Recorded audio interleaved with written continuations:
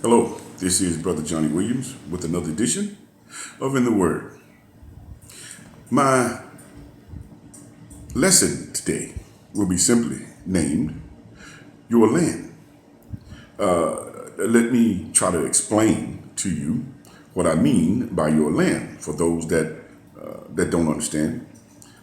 I did a sermon just the other day, and I was teaching out of Second Chronicles 7:14, and I'm going to again go to the latter part of 7:14, again, Second Chronicles 7:14, the latter part where it says, I will forgive their sins and I will heal their land. Now, a lot of people have asked me, again, I tried to explain it, but maybe I need to go through it again. When it says, your land, okay? One more time. You are the land in which God refers to, and anything connected to you. So I tell anyone, always stay prayed up, always walk with God, always ask God for guidance, ask Him to anoint you, and you will make better decisions and your life will be better as a result. Now, let me get back to your land. I want you to listen closer to me, brothers and sisters. Very close. You be careful of who you allow on your land, in your land, around your land, next to your land. Because some people, all they're out to do is bring destruction and desolation to your land. And one of the most hurting things about this lesson that you're going to learn is a lot of times that destruction and hurt comes from within. That's right. It could be your mother. It could be your father. It could be your children. It could be your grandchildren, your best friends, your church members, your co-workers.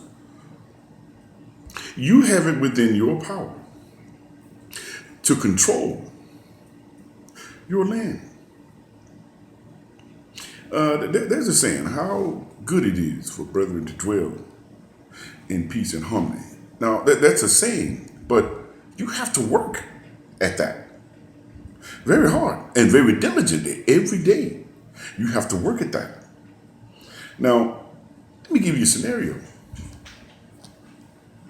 I had this person that was constantly having trouble, and they did not know why. I said, brother, I've done everything that you've asked me to do. I've prayed. I have stayed fast. I didn't backslide. I didn't do any of that. But I'm constantly having this same problem. You know, sometimes it's not us. Let me remind you of something. And I'd have to go to one of God's commandments. And He said, have no other God before me, for I am a jealous God, visiting the iniquities of the fathers upon the children 3 to 4 generations. Now, I said visiting 3 or 4 times there. You understand visiting. Let's just say you go over to your brother's house. You're not going to live there, so you're going to visit. Making it simple. That means you're not going to stay. That means it's not going to be prolonged. That means it's not going to be for an indefinite time. So when God says He is visiting the iniquities of the fathers and the children 3 and 4 generations, in that same breath, whatever iniquity that He is visiting upon you can be fixed simply by walking with Him, talking with Him, praying, asking for forgiveness. It can be forgiven. Again, this is something that somebody way before you did. It may have been your father, your grandmother, your mother that did something wrong, and God is visiting you for that iniquity. He says it right in His commandments. But again, I'll go back to where it says visiting. That's why I tell people, do not wallow in your sorrows. You have an all-powerful, almighty, all-knowing, all-forgiving God. He will forgive you, but you have to ask for forgiveness. He's there. Getting back to your land. Now, I quoted that commandment to lay a foundation as to things that can be fixed according to trouble that you are having on your land. Now, let me make it clear. Now, I said it just a few minutes ago, and I'll back up and I'm going to clear it up again. It may not be you. You know, we all make mistakes. You may have went out and married somebody into your family. A lot of times, young people don't make good decisions as to a very serious situation such as marriage. And a lot of things, problems arise as a result of you not making a wise decision in a very important matter like that. You wonder why your children are sick. You wonder why they have these kinds of diseases and why they're having all these problems. And you look back at your family and we've never had these problems. Well, you allowed something onto your land that brought problems to your land. And now you have to deal with it. Now, I want to be very, very, very, very clear here. We're talking about matrimony, marriage now, a very serious situation. Because once you get married, the only recourse for marriage is either adultery or death. And there's a very good reason that God has those restrictions in place. So now, by God's law, you are stuck in a situation that you don't like. And let me tell you something about finding out something or humbling yourself to something that you created. It hurts. But it's one of those hard lessons sometimes that we have to learn. We have to pray and we have to move on. Again, anything can be fixed. Pray about it. Sincerely turn it over to the Lord and continue to pray about it. Have faith in what you're praying about, and He will make a way for you. But one more time,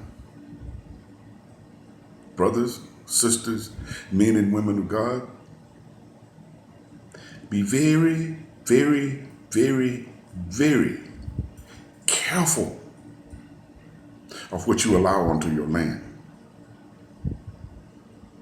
Again, it's sad to say, but there are people, the only thing that they think about or care about is foolishness and mischief. That's all they care about. And the reason that you and I have to stay prayed up so much is we have to be able to recognize these demons and these bad situations that are encroaching upon us. Again, if you walk and you pray with God, you'll be able to see these things. Now, you're not going to be able to see everything. Remember, God works in mysterious ways. Sometimes He'll test you. But he that endures to the end will reap His blessings.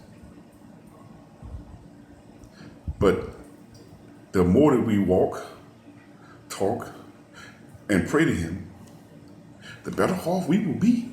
It is a proven fact. So, in closing, please hear me. The most hurtful thing is for one of your family members, one of your children, your husband, your wife, will be the source of your problems.